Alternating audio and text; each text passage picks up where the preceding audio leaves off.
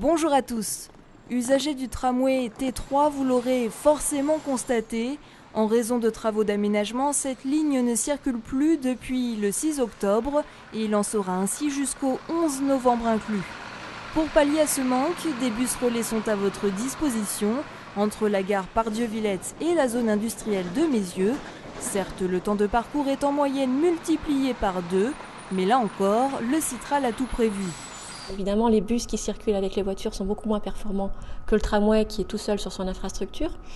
Donc c'est d'ailleurs pour cette raison que nous avons prévu dans ce plan de remplacement du tramway une trentaine de bus, donc des moyens assez conséquents, qui circulent avec une cadence de 5 minutes, donc une fréquence plus soutenue que celle du tramway, pour tenir compte de l'allongement du temps de parcours.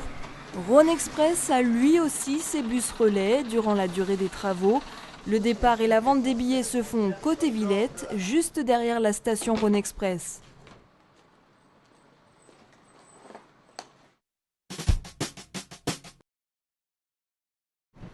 Le chantier de prolongement du tramway T1 de Montrocher jusqu'à Debourg a bien avancé, notamment ce qui concerne le futur pont Raymond Barre. Les fondations de la pile rive gauche, qui soutiendra le pont, sont terminées, place désormais à celle de la rive droite. Ces fondations, elles sont faites à l'intérieur des bâtards d'eau. Donc les bâtards d'eau, c'est les boîtes métalliques, entre guillemets, que vous voyez derrière vous, et qui permettent de réaliser à sec le génie civil pour les piles de cet ouvrage. C'est également au cours de ce mois d'octobre que la première soudure de rail a été réalisée, en présence du maire Gérard Collomb et de Bernard Rivalta, président du Citral. Il ne faut pas oublier que comme on prolonge la ligne B du métro jusqu'à Oulin, c'est toute une grande partie du sud-ouest de l'agglomération qui pourra accéder par la station de Debourg et par cette ligne de tramway à la zone de confluence. C'est toute l'agglomération qui va se retrouver connectée à la presqu'île, à la confluence. Et donc évidemment, c'était tout à fait fondamental, même si j'ai conscience que pendant quelques temps, ça va peut-être être un peu dur pour la circulation. Mise en service prévue en février 2014.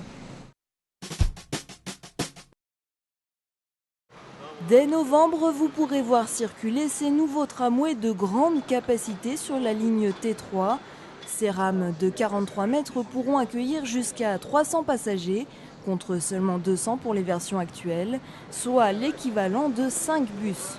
Ces nouvelles rames, on va augmenter la capacité de la ligne avec un nombre de rames en ligne identique, c'est-à-dire 9 rames.